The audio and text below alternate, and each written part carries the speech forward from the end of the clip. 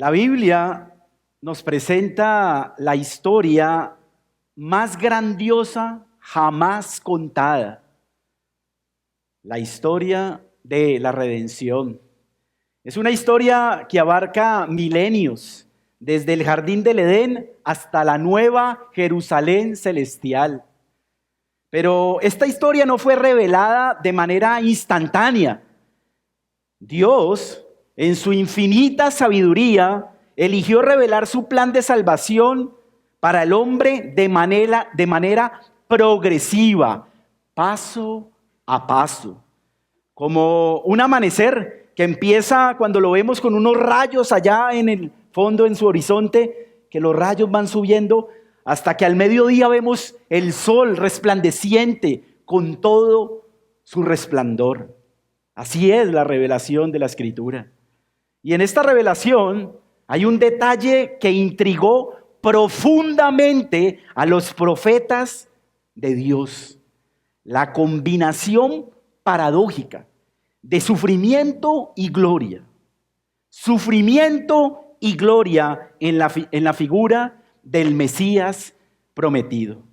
Vamos por favor a nuestro texto de estudio, ya en esta tercera prédica de esta carta maravillosa de Primera de Pedro. Vamos al capítulo 1, versículo del 10 al 12.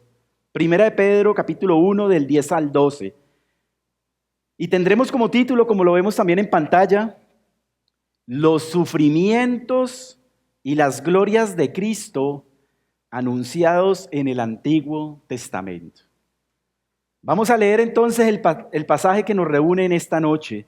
Primera de Pedro, capítulo 1, del 10 al 12, dice así: los profetas que profetizaron de la gracia destinada a vosotros, inquirieron y diligentemente indagaron acerca de esta salvación, escudriñando qué persona y qué tiempo indicaba el Espíritu de Cristo que estaba en ellos, el cual anunciaba de antemano los sufrimientos de Cristo y las glorias que vendrían tras ellos. A estos se les reveló que no para sí mismo, sino para nosotros administraban las cosas que ahora os son anunciadas por los que os han predicado el Evangelio por el Espíritu Santo enviado del cielo. Cosas en las cuales anhelan mirar los ángeles. Tremendo este texto. Este texto es más que fascinante. Nos permite ahondar en la primera parte en el mismo corazón de los profetas del Antiguo Testamento y ver su santa curiosidad y su anhelo por comprender los misterios que Dios les iba revelando poco a poco. Este texto también nos revela la fuente de su inspiración, el Espíritu del mismo Cristo preencarnado, obrando en ellos. Y nos muestra el contenido central de su mensaje profético: los sufrimientos de Cristo y las glorias que vendrían después. Sufrimiento y gloria. Este es el doble enfoque que encontramos en la revelación escritural. La tensión divina que marcaba la revelación mesiánica. Y finalmente nos confronta con nuestro privilegio. Vivimos en la era en que este misterio ha sido plenamente revelado. Hoy veremos el panorama completo de la revelación de Dios. Lo vamos a ver desde lo alto para ver el bosque completo. Y seguiremos las huellas de esta revelación progresiva. Mis hermanos, maravillémonos de ver cómo Dios, a lo largo de milenios, fue pintando el retrato de su Mesías, destacando siempre dos temas cruciales: sus sufrimientos y sus glorias posteriores. El sermón lo he estructurado en 3 puntos que nos enseña el apóstol Pedro en este pasaje. El primer punto lo he llamado la búsqueda del misterio, versículos 10 al 11a. El segundo punto tiene por título los sufrimientos y las glorias de Cristo anunciados en el Antiguo Testamento, como tiene título el mismo sermón, y lo veremos en el versículo 11b. Y el punto número 3 y final, el privilegio presente, versículo 12. Iniciemos entonces, mis hermanos, con el estudio de este apasionante texto, con el primer punto que lo tiene por nombre, la búsqueda del misterio, versículos 10 al 11a. Volvámoslo a leer cada uno en las Biblias. Dice, los profetas que profetizaron de la gracia destinada a vosotros, inquirieron y diligentemente indagaron acerca de esta salvación, escudriñando qué persona y qué tiempo indicaba el Espíritu de Cristo que estaba en ellos. Pedro nos dice que los profetas del Antiguo Testamento inquirieron y diligentemente indagaron. Imaginémonos, mis hermanos, esta escena. Hombres como Isaías, como Jeremías, como Ezequiel, como Daniel. No eran meros receptores pasivos de mensajes divinos, no, sino que ellos en todo momento eran receptores de esta gracia y de esta revelación de una manera activa. Ellos no eran meros, recibían y eran profetas que si no meditaban en lo que Dios les iba dando, no, ellos meditaban en la revelación de Dios, la escudriñaban poco a poco, la estudiaban con fervor. La palabra griega para inquirieron, exereunao, sugiere un escrutinio minucioso, como un minero que cava profundo en una cueva de oro. Y diligentemente indagaron implica rastrear, seguir las huellas, como un cazador que sigue a su presa. ¿Y qué buscaban? ¿Qué buscaban los profetas con tanta diligencia? Dice el versículo 11, ahí en tu Biblia, escudriñando qué persona y qué tiempo indicaba el Espíritu de Cristo que estaba en ellos. No era una simple curiosidad la que los movía, sino una búsqueda santa, impulsada por el mismo Espíritu de Cristo. Su anhelo era comprender el momento y la identidad del Mesías prometido. Una ilustración que pude leer mientras preparaba el sermón y que adapté con el tema de los pactos bíblicos expresa lo que aquí se menciona. Los profetas eran como centinelas en una torre, observando a través de la niebla. A lo lejos veían una figura, el descendiente prometido que caminaba hacia ellos. No podían ver su rostro, pero sí su paso firme y su silueta creciente. Sabían que traía redención y veían cómo cada pacto iba disipando un poco más la niebla. Por ejemplo, el pacto con Abraham habló de su linaje, un descendiente que traería bendición a todas las naciones. El pacto mosaico, con sus leyes, con sus sacrificios y sus sombras, destacó su justicia. Y el pacto davídico afiló aún más el trazo, enfocando ese contorno en un rey prometido y resaltando su trono eterno. Los profetas podían discernir algo de su forma, intuir su grandeza, pero los detalles completos, la identidad plena, qué persona y el momento exacto de su aparición, qué tiempo, permanecían envueltos en la misma niebla. Como lo escribió Samuel Renningham en el famosísimo libro maravilloso El misterio de Cristo, dice él, en la promesa de un descendiente que bendecirá a las naciones, el pacto abrahámico colocó un cuerpo en el futuro. El pacto mosaico comenzó a trazar las líneas de la silueta del Salvador. Y el pacto davídico enfocó este misterio tipológico en una persona muy específica. Es así que la revelación continuaba y con ella venía un mensaje inesperado. Esto nos lleva al segundo punto de nuestro sermón, que lo hemos titulado Los sufrimientos y las glorias de Cristo anunciados en el Antiguo Testamento. Leamos por favor el versículo 11b, iniciando desde el 11. Escudriñando qué persona y qué tiempo indicaba el Espíritu de Cristo que estaba en ellos, el cual anunciaba de antemano los sufrimientos de Cristo y las glorias que vendrían tras ellos. Aquí está el punto central del misterio que fascinaba a los profetas y que debería de llenar de asombro nuestras vidas, nuestros corazones, al profundizar y ver cómo se iba revelando poco a poco este misterio. No solo la gloria,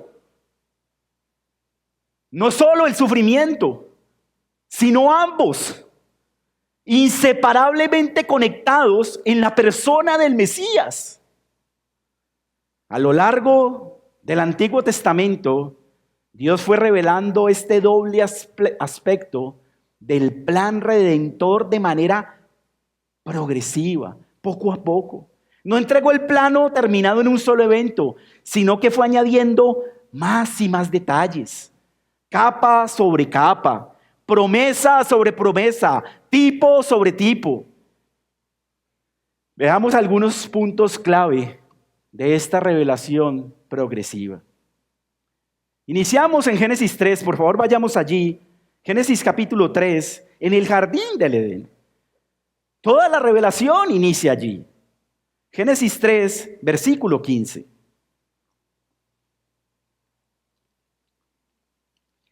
Justo después de la caída de la humanidad, en medio de la maldición a la serpiente, Dios da la primera chispa de esperanza, el protoevangelio, el primer evangelio. Dice así, Génesis 3:15, y pondré enemistad entre ti, hablándole a Satanás, y la mujer, hablando de Eva, y entre tu simiente, los hijos de Satanás, y la simiente suya, los hijos de Eva, los creyentes. Un hijo de Eva, te herirá en la cabeza y tú le herirás en el calcañar o en el talón. Aquí lo tenemos, mis hermanos. La simiente de la mujer, un descendiente humano singular, apuntando a nuestro Señor Jesucristo, aplastará la cabeza de la serpiente, aplastará el poder del enemigo. Es una promesa de triunfo, de restauración, de la derrota final del mal. Aquí está en forma de semilla la gloria futura del Mesías, quien vencerá. Pero la victoria no será sin costo. La serpiente le herirá el calcañar. Esta herida, aunque no fatal como el golpe en la cabeza, implica dolor, implica padecimiento, una lucha real.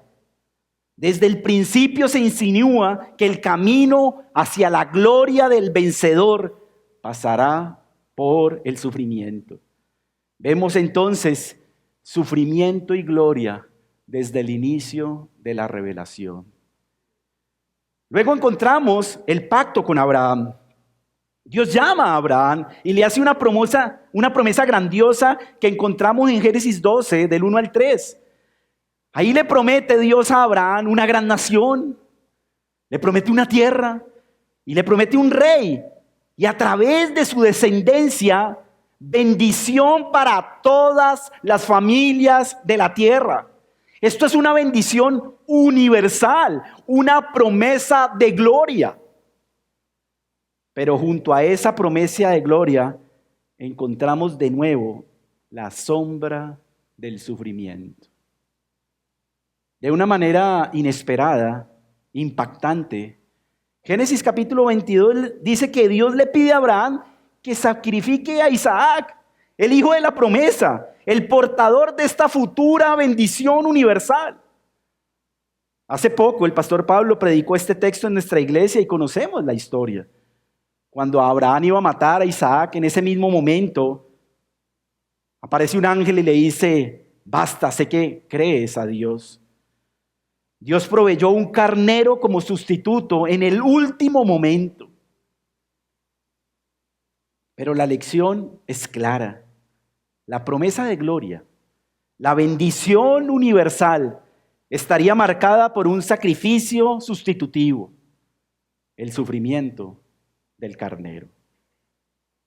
Después la revelación nos lleva al éxodo de Egipto. El pueblo de Israel, los descendientes de Abraham, están esclavizados en Egipto.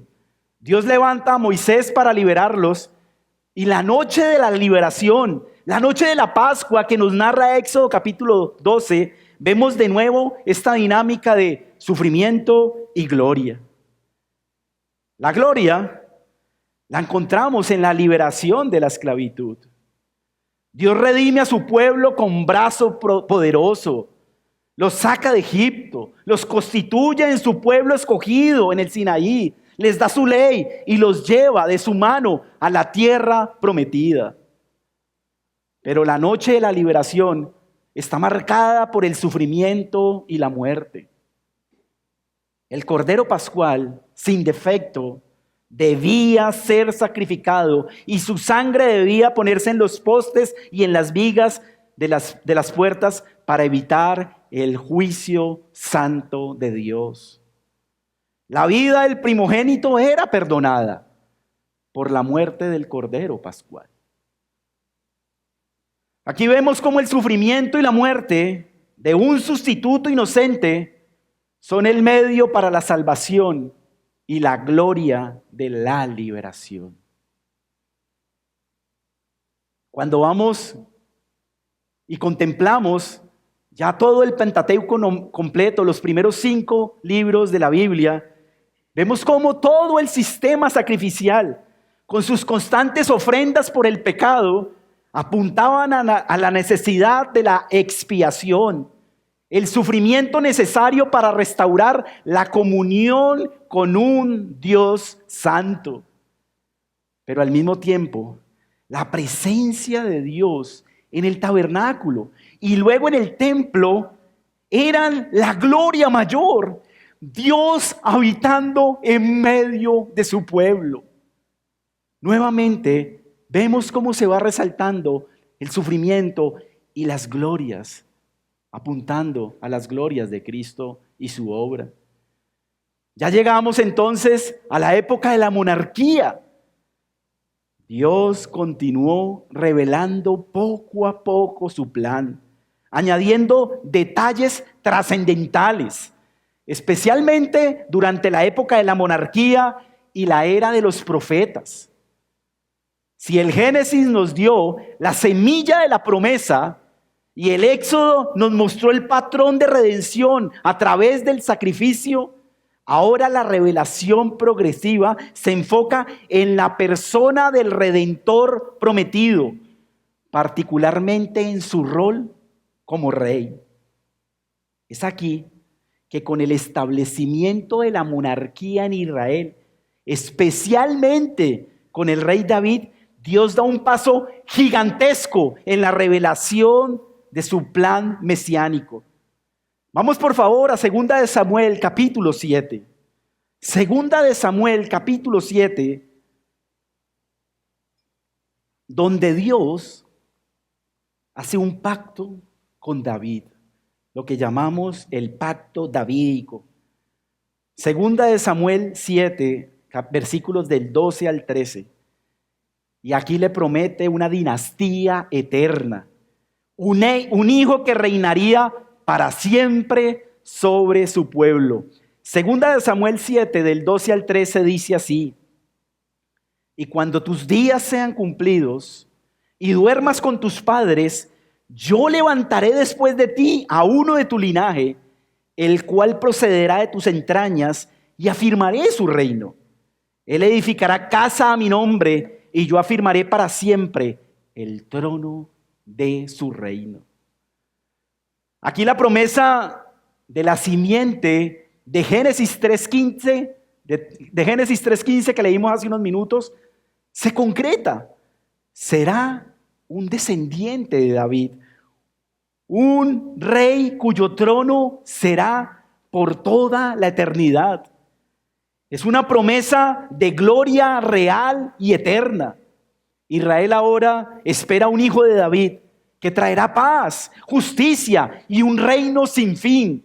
Esto es una gloria majestuosa. Por eso escribe Palmer Robertson: el pacto davídico introduce la figura del rey mesiánico en el centro del plan redentor de Dios. La esperanza ahora se cristaliza en un individuo real que cumplirá todas las promesas anteriores. Y es así que llegamos a los Salmos. Muchos de ellos escritos por el mismo rey David, donde se resalta de manera impresionante esta expectativa de gloria. Salmos como el número 2, el 72 o el 110 describen a este rey divino ungido por Dios, gobernando sobre las naciones y estableciendo justicia y un reinado eternamente a la diestra de Dios. Vamos por favor al Salmo 2, versículo 6. Salmo 2, versículo 6, y vamos a ver cómo la revelación de este tema glorioso, esta paradoja de sufrimiento y gloria, cada vez se va volviendo, si podríamos decir, de manera más gloriosa, más impresionante y más unida. Salmo 2, versículo 6 dice así: pero yo he puesto mi rey sobre Sión, mi santo monte. Versículo 8: pídeme y te daré por herencia las naciones y como posesión tuya los confines de la tierra. ¿Qué vemos aquí? Pura gloria y poder real. Pero aquí es donde el misterio se profundiza, donde la tensión entre sufrimiento y gloria se vuelve casi paradójica, porque junto a estas visiones del rey triunfante, los mismos salmos y los profetas que vienen a continuación comienzan a pintar un cuadro desconcertante, el de un Mesías que también sufriría profundamente, que sería rechazado, traicionado y afligido. Consideremos el Salmo 22. Adelántate ahí al Salmo 22. Es quizás el lamento más citado en los evangelios en relación con la crucifixión de nuestro Señor Jesucristo. Comienza con ese grito desgarrador que Jesús mismo pronunciaría desde la cruz. Versículo 1a: Dios mío, ¿por qué me has desamparado? El salmista describe con detalles gráficos el sufrimiento del Mesías prometido y el desprecio por parte del pueblo.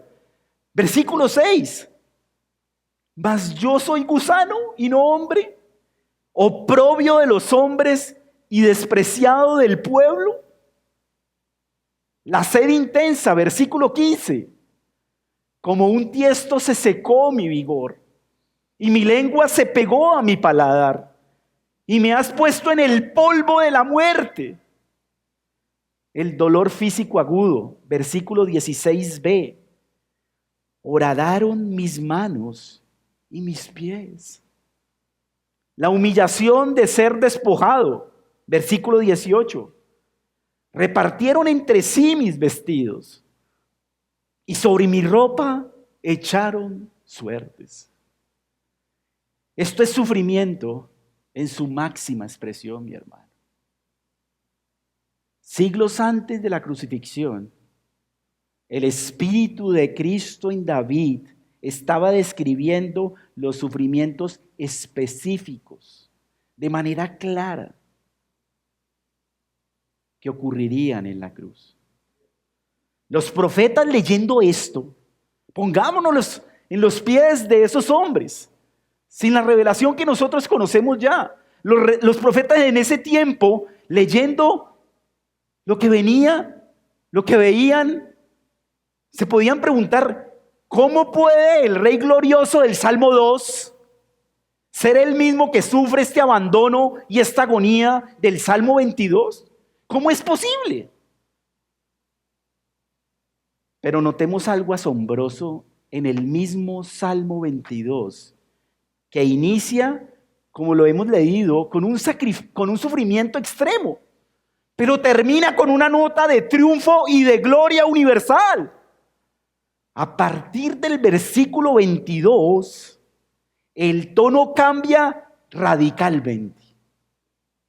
El que sufría, ahora responde en alabanza y proclama una victoria universal. Versículo 22 del Salmo 22. Anunciaré tu nombre a mis hermanos. En medio de la congregación te alabaré. Versículos 27 y 28. Se acordarán y se volverán a Jehová todos los confines de la tierra, y todas las familias de las naciones adorarán delante de ti, porque de Jehová es el reino. ¿Y qué? Y Él regirá las naciones. El Rey eterno regirá las naciones. Del sufrimiento más profundo, iglesia, a la gloria más excelsa. El patrón se repite. Los sufrimientos preceden a las glorias. Sidney Greidanos, comentando este salmo, escribió: el Salmo 22 presenta de manera única la secuencia de profundo sufrimiento seguida de una exaltación y un reconocimiento universal que caracteriza la obra del Mesías. A medida que la revelación avanzaba, Dios levantó a los profetas, a través de quienes el Espíritu de Cristo comenzaría a pintar un cuadro mucho más detallado del Mesías venidero, enfocándose cada vez más, con mayor y mayor claridad, en sus sufrimientos y sus glorias venideras. Por ejemplo, el profeta Isaías habla de el Mesías en términos gloriosos. Por ejemplo, en Isaías 9, del 6 al 7, él menciona que el Mesías será llamado admirable, consejero, Dios fuerte, Padre eterno, príncipe de paz. Y lo dilatado de su imperio y la paz no tendrán límite sobre el trono de David. ¿Qué es esto? ¿Qué son estas palabras? Pura gloria real y divina. Pero luego llegamos a Isaías 53, el famoso cántico del siervo sufriente. Aquí el cuadro es radicalmente diferente. El siervo de Jehová, que traerá justicia a las naciones, como dice Isaías 42, es descrito en términos de sufrimiento y humillación extremos. Vamos por favor ahí a Isaías 53, pero vamos a leer primero el 52:14. Isaías capítulo 52, versículo 14.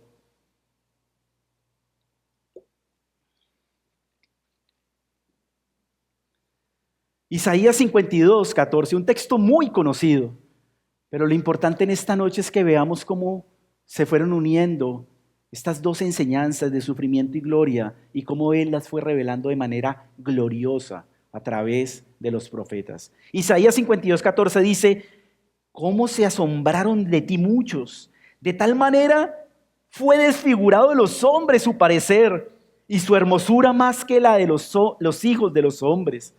Saltemos al 53, versículo del 2 al 5. Subirá cual renuevo delante de él y como raíz de tierra seca. No hay parecer en él, ni hermosura. Le veremos, mas sin atractivo para que le deseemos. Versículo 3. Despreciado y desechado entre los hombres, varón de dolores, experimentado en quebranto, y como que escondimos de él el rostro, por nosotros fue menospreciado y no lo estimamos. Ciertamente llevó él nuestras enfermedades y sufrió nuestros dolores, y nosotros le tuvimos por azotado, por herido de Dios y abatido. Mas él herido fue por nuestras rebeliones, molido por nuestros pecados. El castigo de nuestra paz fue sobre él, y por su llaga fuimos nosotros curados.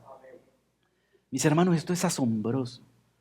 700 años antes de Cristo, el profeta Isaías describe con detalles gráficos el rechazo, el dolor, la sustitución penal, la muerte vicaria del Mesías. Aquí hemos leído sobre las heridas, que fue molido por nuestros pecados. Habla de castigo, puros sufrimientos. Describe al siervo como un varón de dolores que sufre por otros, lleva sus pecados y muere como un sustituto inocente. Es el cumplimiento del patrón que venimos estudiando en el Cordero Pascual y en el Carnero del Monte Moriah de Génesis 22. Pero aplicado a una persona concreta, el siervo del Señor. Por eso John Stott escribió, Isaías 53 es el corazón del Antiguo Testamento. Pinta el retrato más completo del Mesías sufriente, cuya muerte es expiatoria y sustitutiva. Pero al igual, mi hermano, al igual que el Salmo 22, el sufrimiento no es la última palabra. Después de la descripción de los sufrimientos, viene la gloria de la vindicación y la exaltación. En el mismo Isaías 53, mira lo que dice del versículo 10 al 12. Esto es asombroso. Aunque es un pasaje muy conocido, esto es asombroso, mis hermanos. Miren lo que dice ahora. Versículo 10. Con todo eso, Jehová quiso quebrantarlo, sujetándolo a padecimiento. Cuando haya puesto su vida en expiación por el pecado, verá linaje, vivirá por largos años, por largos días, y la voluntad de Jehová será en su mano prosperada. Verá el fruto de la aflicción de su alma y quedará satisfecho. Por su conocimiento justificará mi siervo justo a muchos y llevará las iniquidades de ellos. Por lo tanto, dice Dios, por lo tanto, yo le daré parte con los grandes y con los fuertes repartirá despojos, por cuanto derramó su vida hasta la muerte y fue contado con los pecadores, habiendo él llevado el pecado de muchos y orado por los transgresores. Después del sufrimiento vienen las glorias del Mesías. La humillación seguida de la exaltación. El mismo patrón que se nos menciona en nuestro texto de estudio. Rápidamente mencionaré otros profetas que hablan del mismo tema, sufrimiento y glorias del Mesías prometido. Por ejemplo, el profeta Jeremías habló de un nuevo pacto en el capítulo 31, escrito en los corazones, basado en el perdón de pecados. Una gloria relacional con Dios mismo, que solo sería posible a través del sufrimiento del mediador. Daniel en el capítulo 7 ve al Hijo del Hombre viniendo en las nubes y escribe a ese Hijo de Hombre recibiendo dominio, gloria y un reino eterno. Esto es gloria majestuosa. Pero ese mismo Daniel en el capítulo 7, 2 capítulos más adelante, en el capítulo 9 y versículo 26, escribe que a ese Mesías se le quitará la vida. A ese Mesías se le quitará la vida antes de que se establezca esa gloria. Un claro anuncio del sufrimiento mesiánico. ¿Qué vemos entonces, mis hermanos e iglesia, en todo esto, en este recorrido del Antiguo Testamento? Los profetas, guiados por el mismo Espíritu de Cristo, recibieron estas revelaciones asombrosas. Vieron de manera progresiva y cada vez con más y más claridad las dos facetas del Mesías prometido: el Rey glorioso y el siervo sufriente. Sufrimiento y gloria. Pero como dice el versículo 11 de nuestro texto de estudio, los profetas seguían escudriñando qué persona y qué tiempo indicaba el Espíritu. Mis hermanos, a ellos les resultaba difícil conciliar cómo el Rey glorioso y eterno podía ser también el siervo sufriente y despreciado. Ellos se podían hacer preguntas como: ¿cómo podían coexistir la corona y la cruz? ¿Cómo? ¿Será que vendría dos veces? ¿Serían dos Mesías diferentes, uno sufriente y uno glorioso? El misterio persistía en sus mentes. Veían los dos picos de la montaña, el sufrimiento y la gloria, pero no veían claramente el valle de la cruz y la tumba vacía que los conectaba.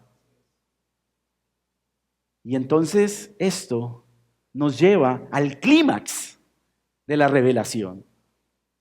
Las sombras dan paso a la sustancia. Los tipos encuentran su antitipo. Las profecías se cumplen. Y esto nos lleva al tercer punto de nuestro sermón, que lo hemos llamado el privilegio presente. Versículo 12, volvamos a Primera de Pedro, de nuestro texto de estudio. Primera de Pedro, capítulo 1, versículo 12. Dice así: a estos, a los profetas, a estos se les reveló que no para sí mismos, sino para nosotros, mi hermano, para ti y para mí. Administraban las cosas que ahora os son anunciadas por los que nos han predicado el Evangelio por el Espíritu Santo enviado del cielo. Cosas en las cuales anhelan mirar los ángeles. El misterio de los profetas, el ministerio de estos hombres apuntaba más allá de su propio tiempo, hacia el cumplimiento que nosotros ahora conocemos. Lo que ellos vieron como sombras y profecías, nosotros lo vemos como realidad histórica y verdad revelada. Lo que ellos anhelaban entender, qué persona y qué tiempo, nosotros lo sabemos con absoluta certeza por medio de la Escritura. La persona es Jesús de Nazaret, el Hijo de Dios hecho carne. Y el tiempo es ahora, la era del Evangelio, la era del cumplimiento. El apóstol Pedro añade un detalle final que debería dejarnos boquiabiertos y que resalta el privilegio y la responsabilidad que tú y nosotros hoy tenemos. Dice que estas cosas, este evangelio de los sufrimientos y las glorias de Cristo, son cosas que hasta los ángeles anhelan contemplar. Los ángeles santos, seres poderosos que rodean el trono de Dios, que han sido testigos de la creación, de la caída, de toda la historia humana. Ellos están fascinados, mi hermano, por el evangelio. Entonces, si los ángeles que no necesitan redención. Se inclinan con asombro ante el Evangelio. ¿Cómo deberíamos responder nosotros, que somos los beneficiarios directos de esta gracia infinita?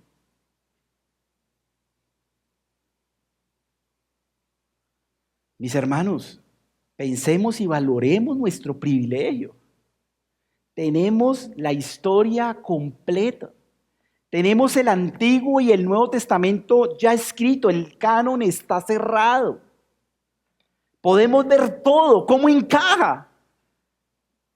Todo esto que hemos visto hoy, ya lo podemos divisar y asombrarnos y decir, wow, qué perfección. Podemos ver el rostro de aquel que los profetas solo vislumbraban. Tenemos el Evangelio predicado claramente a nosotros por el poder del Espíritu Santo que ahora habita en nosotros. Esto es un tesoro invaluable que Dios nos ha dado, solo por gracia. ¿Valoramos este privilegio? ¿O leemos estas cosas como las hemos visto hoy como, esto ya lo sé? ¿Cómo? Esto es sabiduría infinita y divina, revelada por siglos, de manera progresiva, por diferentes autores, y todos hablando de una sola historia. Es imposible que un hombre lo pueda hacer. Nos maravillamos cada día de la salvación tan grande que hemos recibido. Nos inclinamos, mis hermanos, nos inclinamos como los ángeles para contemplar con asombro la cruz y la tumba vacía. ¿O se nos volvió común? Sentimos la urgencia de compartir este mensaje que fue preparado durante siglos y que ha sido revelado para la salvación de todos los que crean.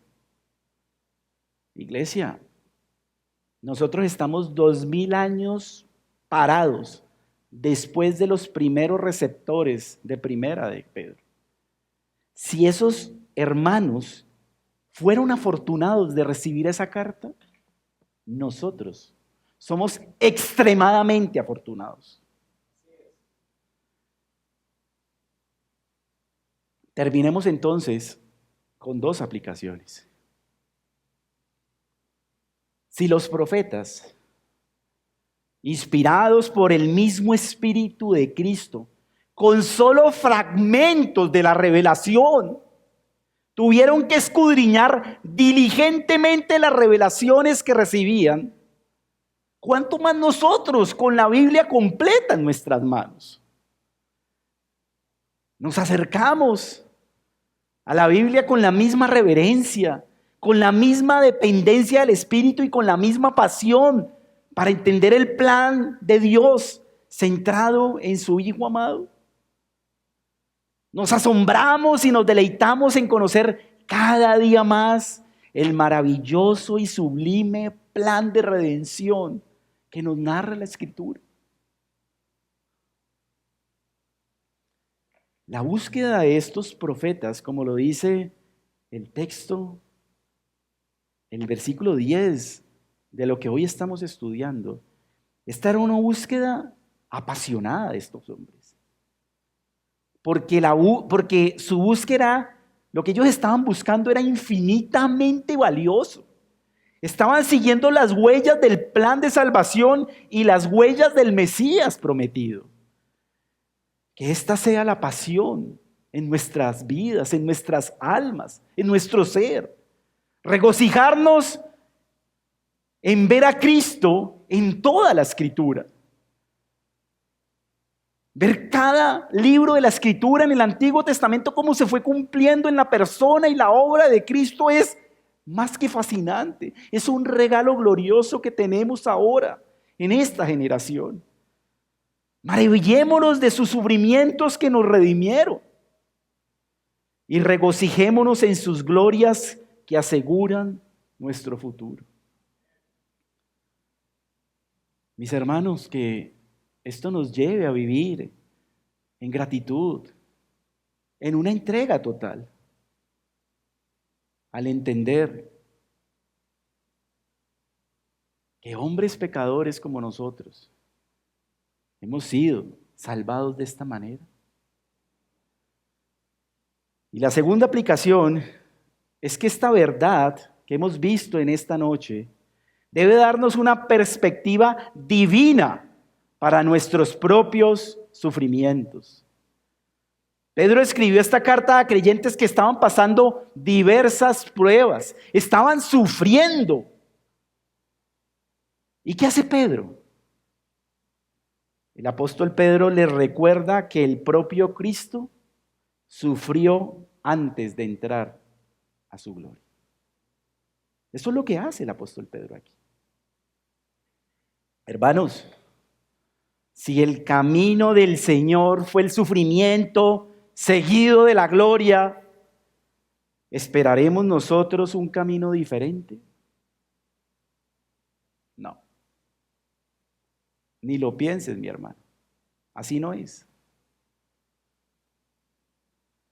El Nuevo Testamento es claro.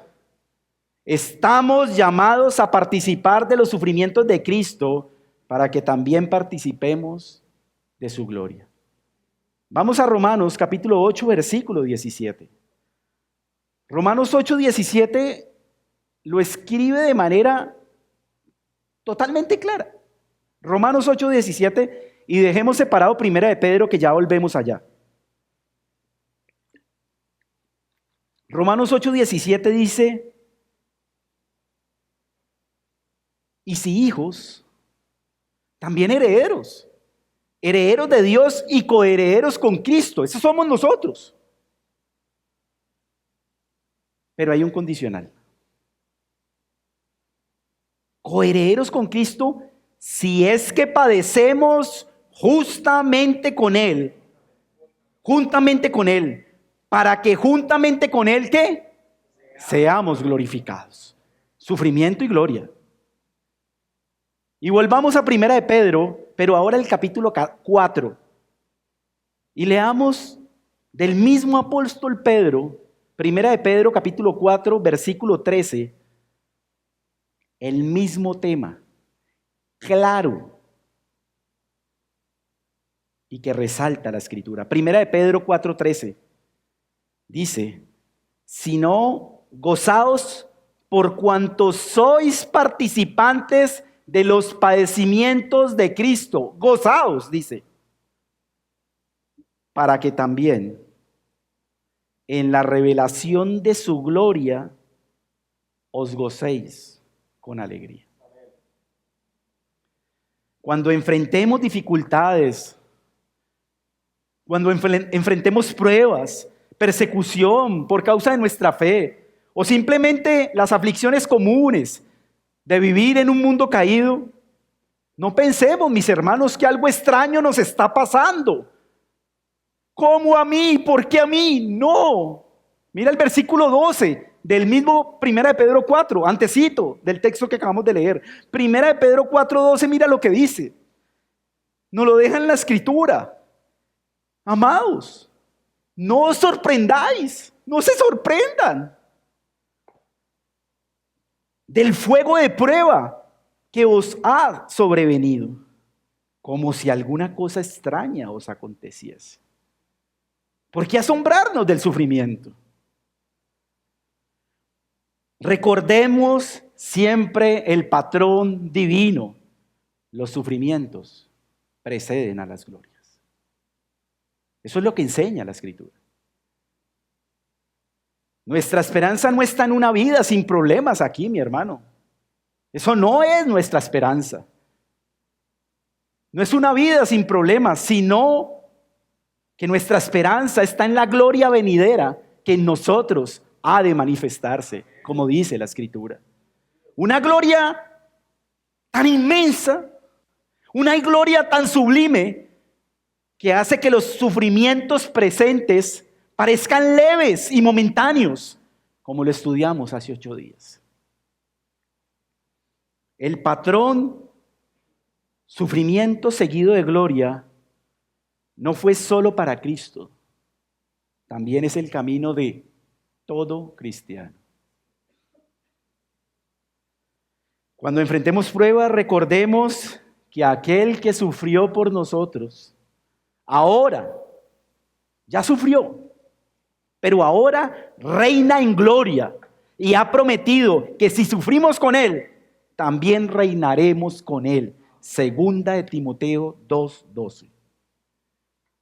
Mis hermanos, es esta perspectiva de la gloria venidera la que ganó nuestro Señor para nosotros.